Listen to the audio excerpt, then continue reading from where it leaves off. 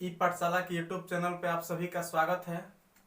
और आज हम लोग इतिहास पढ़ना प्रारंभ करेंगे। जैसा कि आप लोग जानते हैं कि हम लोग पिछले क्लास में साइंस पढ़ रहे थे, जनरल साइंस, जो कि प्रतियोगी परीक्षाओं के लिए काफ़ी महत्वपूर्ण है। और अगर विशेष करके हम लोग बीपीएससी की बात करें तो बीपीएससी के पीटी एग्जाम में साइंस से तकरीबन 30 क्वेश्चन आते हैं। और जहाँ तक हम लोग इतिहास की बात करें, हिस्ट्री की बात करें, तो इससे जो टोटल अगर हम लोग मिला करके देखें, प्राचीन भारत, मध्यकालीन भारत और आधुनिक भारत, तो इन सबको मिला करके और हिस्ट्री का अगर वेटेज देखा जाए बीपीएससी के पीटी एग्जाम में, तो उसमें तकरीबन 35 से 40 क्वेश्चन जो है वो इतिहास से आते हैं। तो इस तरह से इतिहास जो है ये भी काफ़ी महत्वपूर्ण जो है पार्ट है बीपीएससी पीटी के लिए। और इसमें हम लोग जो है पिछले जो हम लोग क्लास किए हैं इतिहास का, तो उसमें हम लोग आधुनिक भारत पढ़ रहे थे। और आधुनिक भारत के इतिहास का वीडियो मैंने प्लेलिस्ट में ऐड किया हुआ है, वहां से आप जा करके और जो आधुनिक भारतीय इतिहास का जो लेक्चर है उसको आप वहां से देख सकते हैं। उसमें हमने अभी तक जो है कृषक आंदोलन तक मैंने वहां पे पूरा लेक्चर अपलोड कर दिया है। और उसके बाद में मैंने जो है सोचा कि पहले इधर से प्राचीन भारतीय इतिहास को पहले कंप्लीट कर लिया जाए, और उसके बाद में मध्यकालीन भारतीय इतिहास, और तब जाके हम लोग पुनः जो है वो जो बाकी के जो चैप्टर बचे हुए हैं आधुनिक भारतीय इतिहास के, तो उसको कंप्लीट करेंगे। तो चलिए आज का हम लोग का क्लास जो है वो स्टार्ट करते हैं। और आज से हम लोग हिस्ट्री में जो प्राचीन भारत है उसको पढ़ना स्टार्ट करेंगे।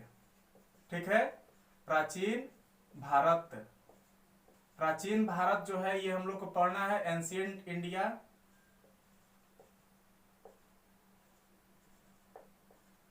एंशिएंट इंडिया आज से हम लोग को पढ़ना जो है वो स्टार्ट करना है। चलिए हम लोग इसके बारे में थोड़ा सा समझते हैं। सबसे पहले आज का जो हम लोग का क्लास है इसके बारे में अगर हम बात करें, तो इसमें सबसे पहला जो हम लोग का जो फोकस रहेगा, सबसे जो मेन जो फोकस रहेगा वो रहेगा आज जो प्राचीन भारत है तो उसके सिलेबस पे। ठीक है, यानी कि सबसे पहले आज का जो हम लोग का जो लेक्चर है इसमें हम लोग प्राचीन भारतीय इतिहास के सिलेबस को समझेंगे कि आज जो है कि हम लोगों को अगले कुछ दिनों में जो प्राचीन भारत हम लोग पढ़ने वाले हैं, तो उसमें हम लोग किन किन टॉपिक को प्राचीन भारतीय इतिहास के अंतर्गत पढ़ने वाले हैं। तो चलिए आज जो है हम लोग अपना लेक्चर स्टार्ट करते हैं। और इसमें सबसे पहले अगर हम बात करें तो जैसा कि आप लोग जानते हैं, थोड़ी सी बात जो है हम लोग इतिहास शुरू कर रहे हैं तो इतिहास के ऊपर भी कर ही लेते हैं।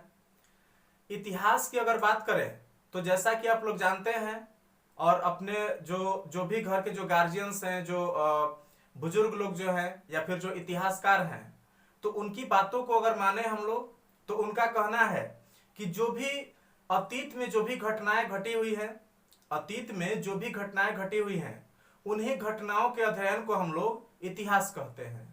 ठीक है, इतिहास किसे कहा जाएगा, तो अतीत में घटी हुई घटनाओं के अध्ययन को हम लोग इतिहास कहेंगे। तो फिर एक सवाल यहाँ पे पैदा होता है भाई कि क्या इतिहास में घटी हुई सभी घटनाओं को हम लोग इतिहास के अंतर्गत कह सकते हैं, या फिर जो भी अतीत में जितनी भी घटनाएं घटी हैं तो क्या उन सभी घटनाओं को हम लोग इतिहास कहेंगे? तो ऐसा बिल्कुल भी नहीं है। अतीत में घटी हुई वैसी घटनाएं जिनके बारे में हमारे पास कोई प्रमाण हो। ठीक है, अतीत में घटी हुई वैसी घटनाएं जिनके बारे में हमारे पास कोई साक्ष्य हो, उनको प्रूफ करने के लिए, तो उन्हीं घटनाओं के अध्ययन को हम लोग हिस्ट्री कहते हैं। या फिर यूं कहा जा सकता है कि हिस्ट्री जो है, हिस्ट्री एक ग्रंथ है जिसमें हम लोग अपने अतीत में हुई घटनाओं को उनके साक्ष्यों के आधार पर अध्ययन करते हैं। ठीक है, यानी कि कोई भी जो घटना घटी होगी, अगर उसका कोई साक्ष्य है, तब जाके हम लोग मानेंगे कि हाँ जी ये इतिहास है।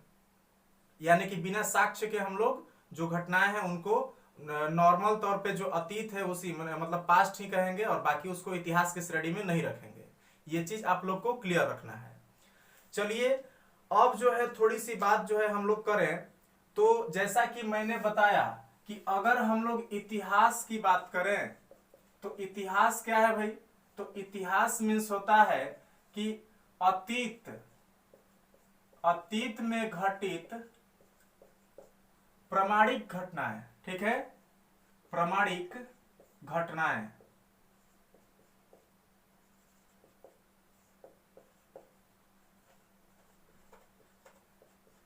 अतीत में घटित प्रामाणिक घटनाओं के अध्ययन को ही हम लोग इतिहास कहते हैं। इतिहास की उत्पत्ति की अगर बात करें तो जैसा कि आप लोग जानते हैं, इतिहास की उत्पत्ति जो है वो एक ग्रीक वर्ड हिस्टोरिया, ठीक है, हिस्टोरिया नामक एक ग्रीक वर्ड से इसकी उत्पत्ति हुई।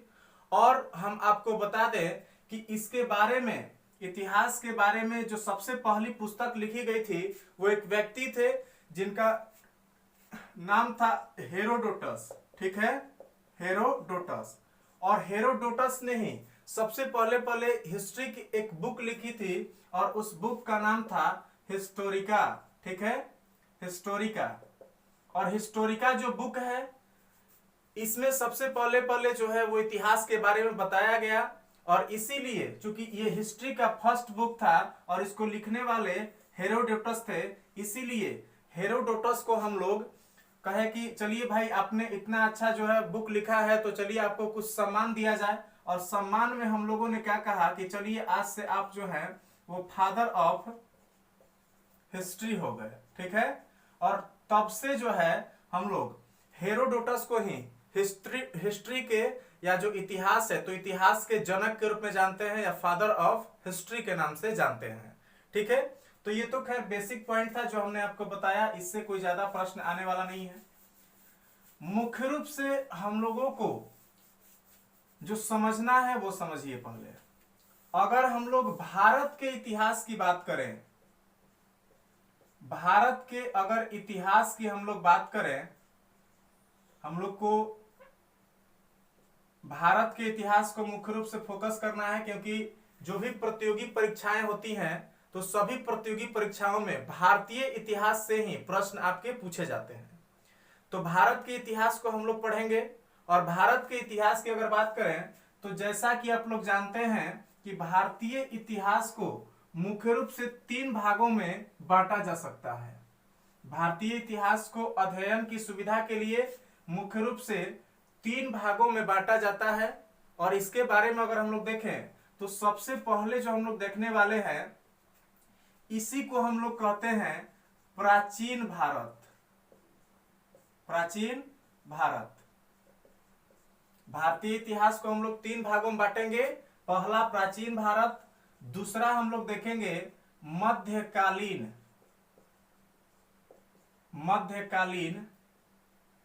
भारत, ठीक है, मध्यकालीन भारत। और तीसरा जो इसमें हम लोग देखने वाले हैं वो है आधुनिक भारत, आधुनिक भारत। तो इस तरह से जो भारत का इतिहास है, तो भारत के इतिहास को हम लोग अध्ययन की सुविधा के लिए 3 पार्ट में डिवाइड करते हैं, जिसमें से जो फर्स्ट है वो प्राचीन भारत, दूसरा मध्यकालीन भारत और तीसरा आधुनिक भारत, ठीक है। और आज का जो हम लोग का लेक्चर है इसमें मुख्य रूप से हम लोग किसका सिलेबस डिस्कस करने वाले हैं, तो वो हम लोग प्राचीन भारतीय इतिहास जो है, तो प्राचीन भारतीय इतिहास का ही हम लोग आज सिलेबस डिस्कस करने वाले हैं। तो चलिए आज का जो हम लोग का लेक्चर है वो अब पूरी तरह से स्टार्ट करते हैं।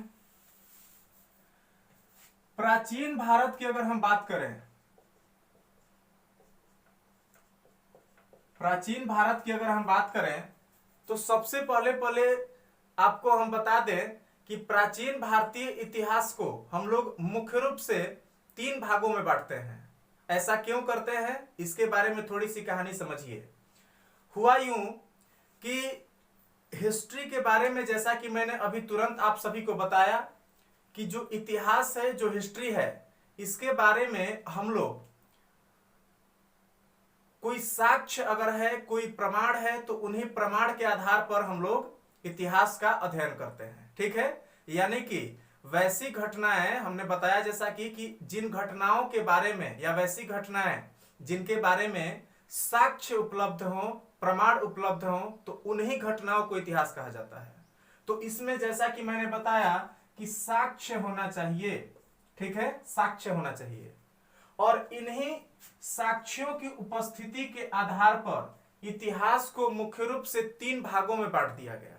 ठीक है, जो भी साक्ष्य उपलब्ध हैं तो उन साक्ष्यों के आधार पर इतिहास को मुख्य रूप से 3 भागों में बांटा गया।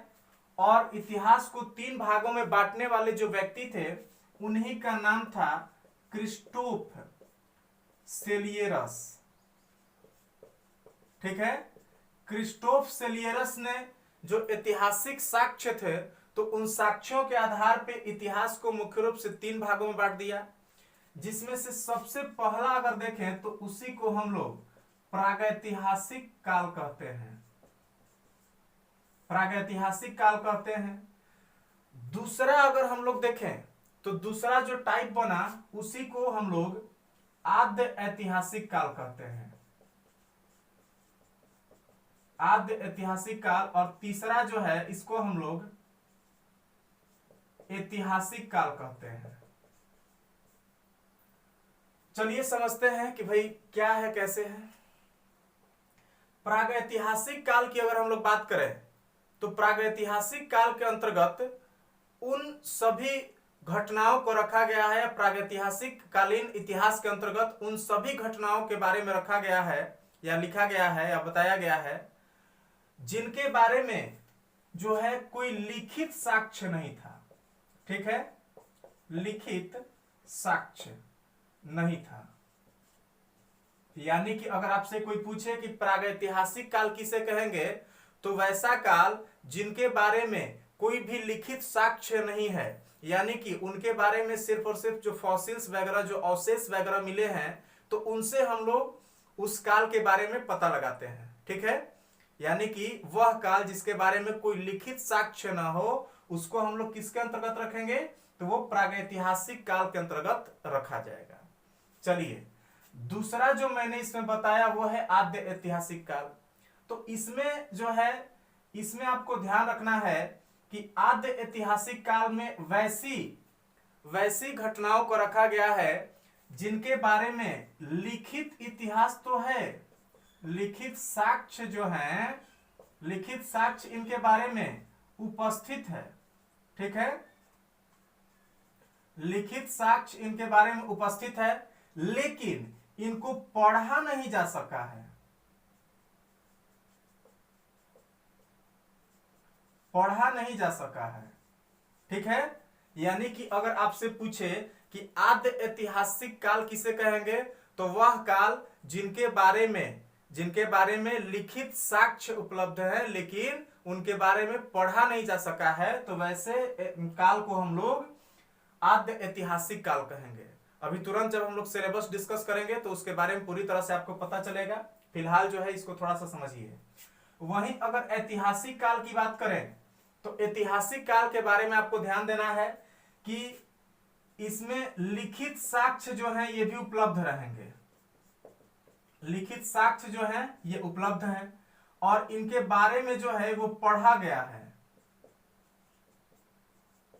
यानी कि इनके जो लिखित साक्ष्य हैं उन साक्ष्यों का अध्ययन जो है वो भी संभव हो चुका है। तो उस वैसे काल को हम लोग ऐतिहासिक काल कहते हैं। ठीक है, हम उम्मीद करते हैं कि ये बात समझ में आया होगा। प्रागैतिहासिक काल किसे कहेंगे, तो जिसके बारे में कोई भी लिखित साक्ष्य ना हो। यहां से एक बात और प्रूफ होता है कि जब लिखित साक्ष्य नहीं है तो इससे क्लियर ये बात जो है हो रहा है कि यहाँ पे कोई भी जो है वो लिपि का आविष्कार नहीं हुआ था, यानी कि प्रागैतिहासिक काल में लिपि का आविष्कार नहीं हुआ था। वहीं अगर आद्य ऐतिहासिक काल की बात करें तो आद्य ऐतिहासिक काल में जो है लिखित साक्ष्य इसके बारे में प्राप्त होता है लेकिन इन साक्ष्यों को पढ़ा नहीं जा सका है, तो वैसे को हम लोग आद्य ऐतिहासिक काल कहते हैं। और आद्य ऐतिहासिक काल में एक बात क्लियर हो रहा है कि चूंकि लिखित साक्ष्य मिलते हैं, मतलब सबसे पहले जो लिपि का आविष्कार हुआ वो कब हुआ था, तो आद्य ऐतिहासिक काल में हुआ था। वहीं अगर हम लोग ऐतिहासिक काल की बात करें तो ऐतिहासिक काल वैसे समय को कहा जाता है या इतिहास के उस कालखंड को कहा जाता है जिसके बारे में लिखित साक्ष्य भी उपलब्ध हैं और उन्हें पढ़ा भी जा सका है। ठीक है, इतना बात हम उम्मीद करते हैं कि सबको क्लियर हो गया होगा। और इसी आधार पर अगर हम लोग देखें तो चूंकि ये तो पूरा इतिहास का ही है तो इसको भारत पे भी अप्लाई करते हैं। तो इसी के आधार पर अगर हम लोग प्राचीन भारत का सिलेबस देखें तो प्राचीन भारत में सबसे पहले पहले हमको यही 3 चीज मिलेंगे, यानी कि प्राचीन भारतीय इतिहास जो हम लोग पढ़ने वाले हैं इनको मुख्य रूप से हम लोग 3 कैटेगरी में बांटेंगे, जिसमें से सबसे पहला जो होगा उसी को हम लोग प्रागैतिहासिक काल कहेंगे। प्रागैतिहासिक काल कहेंगे, ठीक है। जो पहला जो पीरियड होगा उसको क्या कहेंगे, तो प्रागैतिहासिक काल कहेंगे। और दूसरा जो पीरियड आया उसी को हम लोग आद्य ऐतिहासिक काल कहेंगे। आद्य ऐतिहासिक काल, ठीक है, आद्य ऐतिहासिक काल हो गया। और तीसरा जो सबसे लास्ट जो पीरियड इसमें हम लोग देखने वाले हैं उसको हम लोग ऐतिहासिक काल कहेंगे। ऐतिहासिक काल। चलिए, हम उम्मीद करते हैं कि ये बात सबको समझ में आ गया होगा। यानी कि प्राचीन भारतीय इतिहास को सबसे पहले पहले हम लोग कितने भागों में बांटेंगे, तो 3 भाग में, प्रागैतिहासिक काल, आद्य ऐतिहासिक काल और ऐतिहासिक काल। चलिए ठीक है, आगे बढ़ते हैं। इसमें आपको ध्यान देना है कि ये जो 3 कालखंडों में हम लोगों ने प्राचीन भारतीय इतिहास को बांटा, उसमें से सबसे जो लंबा जो कालखंड था वो था प्रागैतिहासिक काल। और इसलिए प्रागैतिहासिक काल को हम लोग पुनः इसको हम लोग 2 भागों में बांटते हैं। प्रागैतिहासिक काल को कितने भागों में बांटते हैं, तो इसको हम लोग पुनः 2 भागों में बांटते हैं। और ये जो 2 मुख्य जो इसके पार्ट बनेंगे उसके बारे में अगर हम लोग देखें तो प्रागैतिहासिक काल को हम लोग मुख्यतः 2 भाग में, जिसमें से एक जो है वो हो गया पाषाण काल, पाषाण काल, और दूसरा जो है उसको हम लोग ताम्र काल कहते हैं या ताम्र युग कहते हैं, ताम्र युग, ठीक है। यानी कि प्रागैतिहासिक काल को कितने भागों में बांटा गया, तो 2 भागों में, पाषाण काल और ताम्र युग, ठीक है। इसको हम लोग स्टोन एज कहते हैं और इसको हम लोग कॉपर एज कहते हैं। कॉपर एज और स्टोन एज, इन 2 पार्ट में बांट दिया गया। अब इसमें कौन ज्यादा चला होगा, तो आपको ध्यान देना है जो पाषाण काल है वो इससे ज्यादा रहा था, ठीक है। और इस तरह से आपको एक चीज और ध्यान देना है कि जो पाषाण काल है, तो पाषाण काल को हम लोग मुख्य रूप से 3 भागों में बांटते हैं। और तीनों के बारे में अगर हम लोग देखें तो पाषाण काल में जो सबसे फर्स्ट मिलेगा उसको हम लोग कहते हैं पूरा पाषाण काल, ठीक है, पूरा पाषाण काल, या इसी को हम लोग पेलियोलिथिक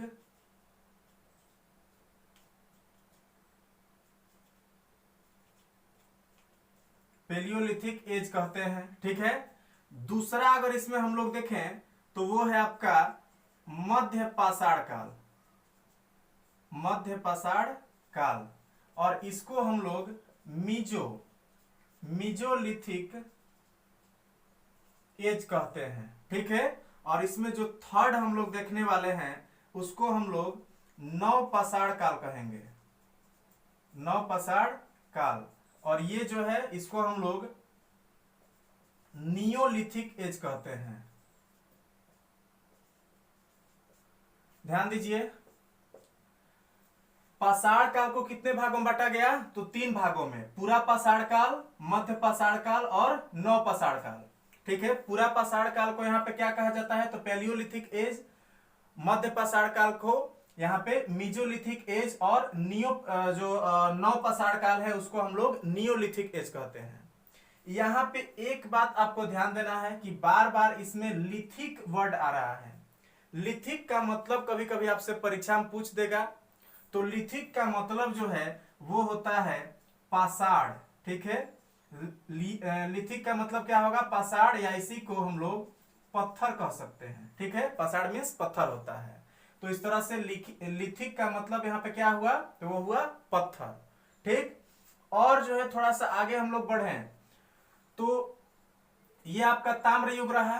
और उसके बाद में जैसे ही हम लोग ताम्र युग के बाद में थोड़ा सा आगे बढ़ेंगे तो आद्य ऐतिहासिक काल आते आते जो है आपका आद्य ऐतिहासिक काल में मुख्य रूप से इसको दो एज में बांटा जाएगा आद्य ऐतिहासिक काल को।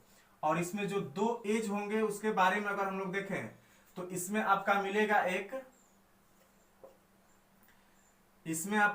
एक आपका कांस्य युग, ठीक है, और दूसरा इसमें मिलेगा लौह युग, ठीक है, कांस्य युग और लौह युग मिलेगा, उसको भी हम लोग देखेंगे। फिलहाल जो है इसको यहां पे समझिए। एक चीज और अगर हम लोग आपको इतिहास के बारे में बताएं तो चूंकि जैसा आप लोग यहाँ पे ये सब देख पा रहे हैं तो क्या इसमें ये क्लियर हो पा रहा है कि ये कब की घटना होगी? नहीं। इस चीज को क्लियर करने के लिए हम लोग समय का सहारा लेते हैं, ठीक है। इन सारी घटनाओं को क्लियर करने के लिए हम लोग किसका सहारा लेते हैं? तो समय का लेते हैं। और समय का सहारा लेते हैं यानी कि कैलेंडर का लेते हैं। और कैलेंडर के बारे में अगर हम आपसे बात करें तो कैलेंडर जो है, कैलेंडर के रूप में वर्तमान समय में जो इतिहास का अध्ययन किया जाता है तो इसमें जिस कैलेंडर को प्रयुक्त किया जाता है उस कैलेंडर को हम लोग ग्रेगोरियन कैलेंडर कहते हैं। ग्रेगोरियन कैलेंडर कहते हैं। और ग्रेगोरियन कैलेंडर की अगर बात करें तो ग्रेगोरियन कैलेंडर में जो ईसा मसीह का जन्म दिवस है, ईसा मसीह का जन्म, तो ईसा मसीह के जन्म का जो वर्ष है उसको यहां पे शून्य वर्ष माना जाता है, ठीक है। ग्रेगोरियन कैलेंडर में ईसा मसीह के जन्म दिवस को शून्य वर्ष माना जाता है। और उससे पहले के जो समय है, ठीक है, यानी कि शून्य से जो पहले के जो समय है उसके आगे जो है वो बीसी को यूज किया जाता है, या इसी को हम लोग बिफोर क्राइस्ट कहते हैं। मतलब ये कि जो जीसस क्राइस्ट हैं उनके जन्म से पहले का जो समय है उसके लिए हम लोग बीसी या बिफोर क्राइस्ट का यूज करते हैं। और जो इनके जन्म के बाद का जो समय है उसको हम लोग एडी कहते हैं या एनो डोमिनी कहते हैं, ठीक है। तो ये चीज आपको ध्यान रखना है। और अब जो है थोड़ी सी बात हम लोग ये जो भी हम लोग यहाँ पे पीरियड लिखे हैं इनके काल निर्धारण के बारे में थोड़ा सा बात करते हैं। चलिए ध्यान दीजिए। सबसे पहले जो स्टार्ट हुआ उसको हम लोग पूरा पाषाण काल कहते हैं, ठीक है। प्रागैतिहासिक काल का जो सबसे फर्स्ट जो पीरियड था वो कौन सा था? तो पूरा पाषाण काल था। और पूरा पाषाण काल की अगर हम लोग बात करें तो आपको ध्यान देना है कि तकरीबन 5 लाख, ठीक है, तकरीबन 5 लाख बीसी से लेकर के, तकरीबन 5 लाख बीसी से लेकर के और 8000 बीसी तक के समय अंतराल को हम लोग पूरा पाषाण काल के नाम से जानते हैं, ठीक है। 5 लाख बीसी से लेकर के और 8000 बीसी तक के जो समय अंतराल होगा, जो इतिहास होगा, उसको हम लोग क्या कहते हैं? तो उसको हम लोग पूरा पाषाण काल या पेलियोलिथिक एज कहते हैं, ठीक है। वहीं अगर दूसरा हम लोग देखें तो ध्यान दीजिए, दूसरा आपका मध्य पाषाण काल है। और मध्य पाषाण काल की अगर हम लोग बात करें तो इसमें ध्यान देना है कि तकरीबन 8000 बीसी से लेकर के और जो 4000 बीसी है, तो 8000 बीसी से लेकर 4000 बीसी तक के समय अंतराल को हम लोग यहाँ पे मध्य पाषाण काल कहते हैं। और वहीं अगर हम लोग नव पाषाण काल की बात करें तो ये तकरीबन नव पाषाण काल जो है ये तकरीबन जो है ये 4000 बीसी से लेकर के और 4000 बीसी से लेकर के और तकरीबन 2500 बीसी तक ये चला था, ठीक है। ये 4000 बीसी से लेकर के कितना चला था? तो ये लगभग 2500 बीसी तक का जो समय अंतराल था उसको हम लोग नव पाषाण काल कहते हैं। इसमें इसको पाषाण काल क्यों कहते हैं? क्योंकि इस समय किसी भी धातु का खोज नहीं हुआ था और जो लोग थे, जो मनुष्य था, ठीक है, जो मनुष्य थे तो वो मुख्य रूप से अपने जीवन यापन करने के लिए जो है वो पत्थरों का ही यूज करते थे और पत्थरों के हथियार बना करके और शिकार करते थे, शिकारी जीवन व्यतीत करते थे। तो इसलिए इसमें चूंकि पत्थरों को ही मुख्य रूप से हथियारों के रूप में यूज किया जाता था, इसलिए इस एज को हम लोग पाषाण काल या पत्थर युग भी कह सकते हैं। ठीक है, पाषाण काल या लिथिक एज कहते हैं या स्टोन एज कहते हैं। ठीक है, हम उम्मीद करते हैं कि ये बात क्लियर होगा। धीरे धीरे मनुष्य जो है वो मनुष्य की सोच विकसित होती गई, उसकी सोचने की क्षमता विकसित होती गई, और धीरे धीरे जो मनुष्य है उसने धातु की खोज की, और मनुष्य के द्वारा जो सबसे पहला जो धातु खोजा गया, तो पहला धातु मनुष्य के द्वारा जो खोजा गया वो था तांबा। और इसके बाद में जैसे ही तांबे की खोज हुई, मनुष्य के द्वारा जैसे ही तांबे की खोज हुई, तो उसके बाद का जो समय था उसको ताम्र युग कह दिया गया या कॉपर एज कह दिया गया। ठीक है, और कॉपर एज की अगर हम लोग बात करें, ताम्र युग की अगर हम लोग बात करें, तो आपको ध्यान देना है कि तकरीबन 3000 बीसी से लेकर के और तकरीबन 2000 बीसी तक का जो समय था, इसको हम लोग ताम्र युग के नाम से जानते हैं। ठीक है, 3000 बीसी से लेकर के 2000 बीसी तक का जो समय होगा उसको हम लोग किस नाम से जानते हैं, तो ताम्र युग के नाम से जानते हैं। ठीक है, यानी कि प्रागैतिहासिक काल जो है, प्रागैतिहासिक काल को मुख्य रूप से दो भागों में बांटा गया, पाषाण काल और ताम्र युग। पाषाण काल पुनः 3 भागों में, पूरा पाषाण काल, मध्य पाषाण काल और नव पाषाण काल। ठीक है, ये चीज हम लोग को पढ़ना है। और उसके बाद में हम लोग देखें कि जो ताम्र युग है, ताम्र युग कब से स्टार्ट हुआ, तो ये 3000 बीसी से स्टार्ट हुआ और लगभग 2000 बीसी तक ये चला था।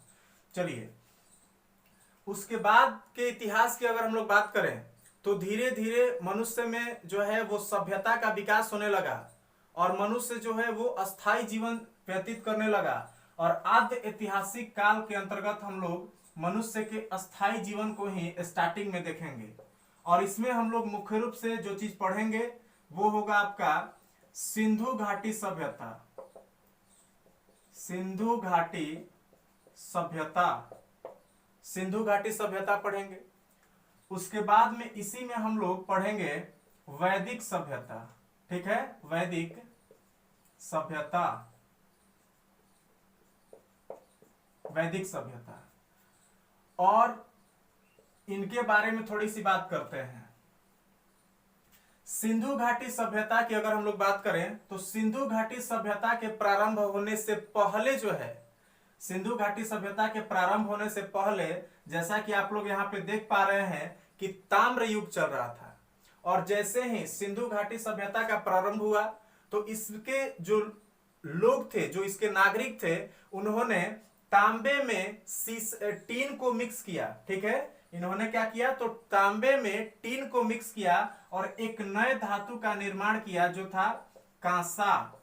ठीक है, और कांसा का जैसे ही इन्होंने आविष्कार किया, कांसा का जैसे ही इन्होंने खोज किया, तो उसके बाद का जो समय था उसको हम लोग कांस्य युग कहते हैं। ठीक है, कांस्य युग, यानी कि अगर आपसे पूछे कि सिंधु घाटी सभ्यता जो है वो किस युग की सभ्यता थी, तो वो कांस्य युग से संबंधित थी। ठीक, यानी कि इसमें कांसा का चूंकि खोज हो चुका था, इसीलिए इसको हम लोग कांस्य युग के नाम से जानते हैं। चलिए, उससे आगे चलते हैं। इसके अगर समय काल की बात करें हम लोग, तो सिंधु घाटी सभ्यता के बारे में ऐसे माना जाता है कि तकरीबन 2350 बीसी से लेकर के और तकरीबन 1750 बीसी जो है, 2350 बीसी से लेकर के और तकरीबन 1750 बीसी का जो इतिहास था, उसमें मुख्य रूप से हम लोग सिंधु घाटी सभ्यता के बारे में जानते हैं। ठीक है, सिंधु घाटी सभ्यता इसमें पढ़ेंगे हम लोग। उसके बाद में सिंधु घाटी सभ्यता का जैसे ही लोप हुआ, तो उसके तकरीबन 2-250 साल के बाद जो है, सिंधु घाटी सभ्यता के लोप होने के बाद में तकरीबन 2-250 साल के बाद जो है, भारत में एक नई सभ्यता का विकास हुआ, और उस सभ्यता को हम लोग वैदिक सभ्यता के नाम से जानते हैं। और वैदिक सभ्यता की अगर बात करें, तो ये तकरीबन 1500 ईसा पूर्व के लगभग में ये सभ्यता जो है ये विकसित हुई थी। और इस सभ्यता का अगर हम लोग अंक देखें, तो इसमें हम लोग देखेंगे कि 1500 बीसी से लेकर के और वैदिक सभ्यता जो है ये 600 बीसी तक चली थी। ठीक है, यानी कि अगर आपसे पूछे कि वैदिक सभ्यता कब से कब तक, तो ये 1500 बीसी से लेकर के और 600 बीसी तक ये लगभग चली थी। ठीक, 600 बीसी के बाद में भारत में जो लोग थे वो अस्थाई जीवन व्यतीत करने लगे थे।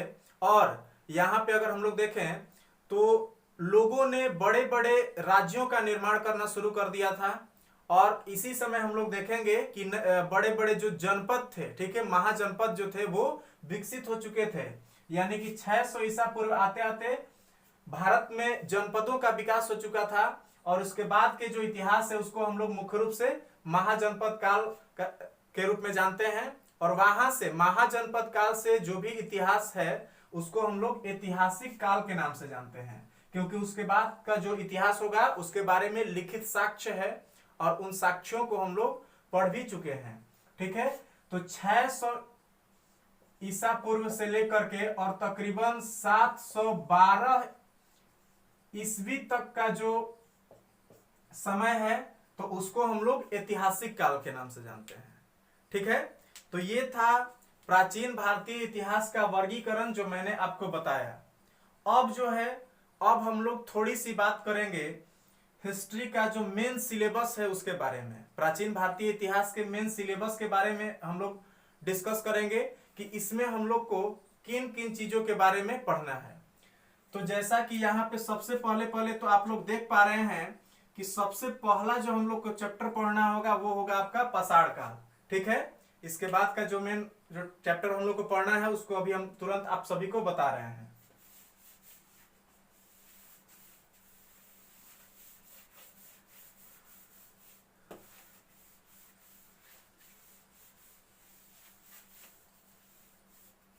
चलिए ध्यान दीजिए, प्राचीन भारतीय इतिहास की अगर हम लोग बात करें तो प्राचीन भारतीय इतिहास के सिलेबस की अगर हम लोग बात करें तो इसमें सबसे पहले हम लोग जिस चैप्टर को पढ़ेंगे उसका नाम होगा अध्ययन के स्रोत। अध्ययन के स्रोत। सबसे पहले हम लोग अध्ययन के स्रोत पढ़ेंगे, जिसमें कि हम लोग सिक्के पढ़ेंगे, उसके बाद में स्मारक पढ़ेंगे, अभिलेख पढ़ेंगे और उसके बाद में साहित्यिक जो साक्ष्य हैं उन सभी के बारे में पढ़ेंगे। यानी कि वे सभी साक्ष्य जिनकी सहायता से हम लोग इतिहास का अध्ययन कर पाते हैं, उन्हीं साक्ष्यों को और उन्हीं स्रोतों को हम लोग अध्ययन के स्रोत कहते हैं। ठीक है, और इनके बारे में हम लोग इस चैप्टर में पढ़ेंगे कि कौन कौन से ऐसे साक्ष्य हैं जिनके बारे में, जिनकी सहायता से हम लोग प्राचीन भारतीय इतिहास के बारे में जानकारी प्राप्त करते हैं।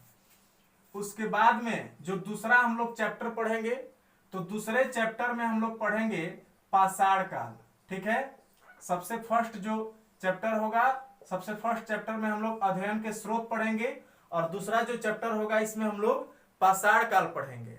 ठीक है, तीसरा जो हम लोग का चैप्टर होगा तो तीसरे चैप्टर में हम लोग मुख्य रूप से जो पढ़ने वाले हैं वो है हड़प्पा सभ्यता। ठीक है, हड़प्पा सभ्यता या इसी को हम लोग सिंधु घाटी सभ्यता कहते हैं। सिंधु घाटी सभ्यता, तो हड़प्पा सभ्यता या सिंधु घाटी सभ्यता जो है ये हम लोग का थर्ड जो चैप्टर होगा वो होगा। इसके बाद से जो भी भारतीय इतिहास होगा, ठीक है, जो भी प्राचीन भारत का इतिहास होगा उसको हम लोग पूरा का पूरा एक साथ लेके चलेंगे। और इसमें अगर हम लोग देखें तो अगला जो हम लोग का चैप्टर होगा उसमें हम लोग वैदिक सभ्यता के बारे में पढ़ेंगे। वैदिक सभ्यता, और वैदिक सभ्यता में हम लोग मुख्य रूप से दो चैप्टर पढ़ेंगे, जिसमें से एक होगा ऋग्वैदिक और दूसरा होगा आपका उत्तर वैदिक। ठीक है, ऋग्वैदिक और उत्तर वैदिक इसमें पढ़ेंगे। वैदिक काल के बाद में उत्तर वैदिक काल जैसे ही समाप्त हुआ तो उत्तर वैदिक काल के बाद से जो इतिहास स्टार्ट होगा उसको हम लोग कहते हैं महाजनपद काल। महाजनपद काल। ठीक है, इसके बाद में जो स्टार्ट होगा उसको हम लोग महाजनपद काल में मेन हम लोग मगध को देखेंगे। और मगध का जैसे ही पतन हुआ तो मगध साम्राज्य के पतन के बाद में मगध में जो है, मगध में एक नए साम्राज्य का उदय हुआ और उसको हम लोग मौर्य साम्राज्य कहते हैं। ठीक है, तो इसके बाद में जो अगला जो हम लोग का चैप्टर होगा वो होगा मौर्य काल। ठीक है, और मौर्य काल के बाद का जो समय होगा उसको हम लोग कहते हैं मौर्योत्तर काल। मौर्योत्तर काल, और मौर्योत्तर काल जैसे ही समाप्त हुआ तो मौर्योत्तर काल के बाद जो स्टार्ट हुआ उसको हम लोग कहते हैं, मौर्योत्तर काल के बाद का जो समय था उसको हम लोग कहते हैं गुप्त काल। गुप्त काल, और गुप्त काल के बाद में जो सबसे लास्ट में जो था वो था गुप्तोत्तर काल। ठीक है, तो मुख्य रूप से इन सारे चैप्टर को हम लोग को देखना है, जिसमें 3 जो चैप्टर होंगे, अध्ययन के स्रोत, पाषाण काल और हड़प्पा जो सभ्यता है या सिंधु घाटी सभ्यता जो है, इसके बारे में हम लोग अलग अलग करके पहले पहले पढ़ लेंगे। क्योंकि आप लोग जानते हैं कि जो सिंधु घाटी सभ्यता है, तो सिंधु घाटी की सभ्यता के लोप होने के बाद में, इसके समाप्त होने के बाद में तकरीबन 250 साल वर्षों तक जो है, 250 वर्षों तक जो है तकरीबन भारत में कोई भी सभ्यता नहीं थी। और उसके बाद में लगभग 250 वर्षों के बाद जो है, लगभग जो है यहाँ पे भारत में एक नई सभ्यता उसके बाद में विकसित हुई और उसको कहा गया वैदिक सभ्यता। और वैदिक सभ्यता के बाद से जो है वो भारत में सभ्यता का निरंतरता जो है वो बना हुआ है। और वैदिक सभ्यता में जैसा कि आप लोग जानते हैं कि वैदिक सभ्यता में जो सबसे फर्स्ट जो पीरियड था उसको हम लोग ऋग्वैदिक काल के नाम से जानते हैं। उसके बाद में उत्तर वैदिक काल में, उत्तर वैदिक काल जैसे ही समाप्त हुआ और नए धर्मों का जब उदय हुआ तो उसके बाद का जो समय आया उसको हम लोग महाजनपद काल कहते हैं। महाजनपद के बाद में आपका मौर्य काल आ गया, मौर्य के बाद में मौर्योत्तर, मौर्योत्तर के बाद में गुप्त, और गुप्त के बाद में गुप्तोत्तर। ठीक है, हम उम्मीद करते हैं कि पूरे के पूरे जो चैप्टर है आप सभी को याद हो गए होंगे। एक बार फिर से रिवाइज करते हैं। फर्स्ट अध्ययन के स्रोत, दूसरा पाषाण काल, तीसरा हड़प्पा, चौथा जो है वो हम लोग पढ़ेंगे ऋग्वैदिक, उसके बाद उत्तर वैदिक, उसके बाद में महाजनपद, उसके बाद मौर्योत्तर और गुप्तोत्तर। तो इस तरह से ये इतने सारे चैप्टर हैं जिनके बारे में हम सभी को पढ़ना है। सबसे पहले जो है अगला जो हम लोग का जो क्लास होने वाला है, इसमें हम लोग कल पढ़ने वाले हैं अध्ययन के स्रोत। ठीक है, कल का जो हम लोग का लेक्चर होगा, तो कल के लेक्चर में हम लोग मुख्य रूप से क्या देखेंगे, तो इसमें हम लोग अध्ययन के स्रोत देखेंगे कि इतिहास के अध्ययन को किन किन स्रोतों के माध्यम से किया जाता है, वो चीज कल हम लोग देखने वाले हैं। उसके बाद में आपका पाषाण काल हम पढ़ा देंगे अलग से, और उसके बाद में सिंधु घाटी सभ्यता जो है वो अलग से पढ़ा देंगे। उसके बाद में जब हम लोग अगला चैप्टर स्टार्ट करेंगे ऋग्वैदिक काल, तो वहां से डायरेक्ट पूरा का पूरा जो है एक साथ पढ़ेंगे। ठीक है, तो हम उम्मीद करते हैं कि ये जो है आपको पूरा का पूरा समझ में आ गया होगा आज का सिलेबस। अब जो है हम लोग अगले क्लास में आगे इससे पढ़ेंगे।